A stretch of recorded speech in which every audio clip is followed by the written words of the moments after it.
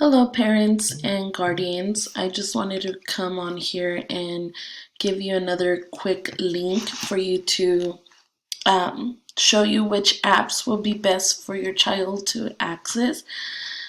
So you will go through Clever, and instead of going through all of these apps, I know it could get overwhelming and you don't know which ones your child could access and which ones are not beneficial.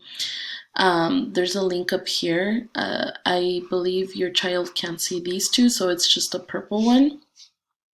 It says my name on it and it has my picture. You click on it, and then all these apps here are important. These are ones that they can use: BrainPop, Freckle, all of these they can access. ABC Mouse, they will be linked to my account, the one that we were using in the classroom. I was able to figure that out.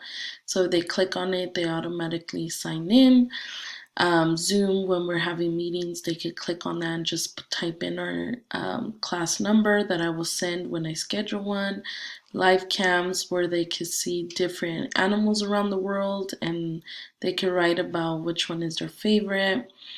Ross Kids is more about their reading level, and they could practice comprehension at their reading level. And then Gold Noodle is just dances and singing and songs they could do at home. And then down here, I'll be adding, as I make videos of tutorials of things that you could do. Zoom, how do you work? I will try my best to have them in English and in Spanish. So I have my Zoom tutorial there, my Google Forms tutorial here, Flipgrid tutorial, getting into Google Classroom, and ABC Mouse, more info about that there. I also wanted to remind you that I can see your child's screen. So I have been checking them out. A lot of them are doing what they're supposed to be doing, but I have seen some students that are going into YouTube and just being on YouTube the whole time for hours. And I worry about that because YouTube is just like a loop that they could click on a video and different types of videos pop up, and I don't want them to click on something or be exposed to something that's not suitable. And ultimately, they were given a Chromebook to do educational work and connect with me and do what I'm providing for them, not to go on YouTube unless it's a read aloud or something we clicked on.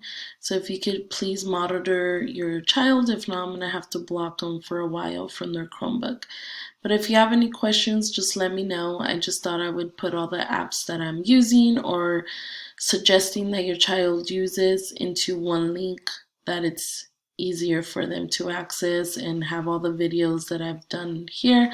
And again, let me show you how to get there. So your child logs in into Clever, and it's just my page here with my picture. You click on it, and these are the apps that they should use or that I'm assigning things to that are appropriate, and then my tutorials. But if you have any questions, please let me know.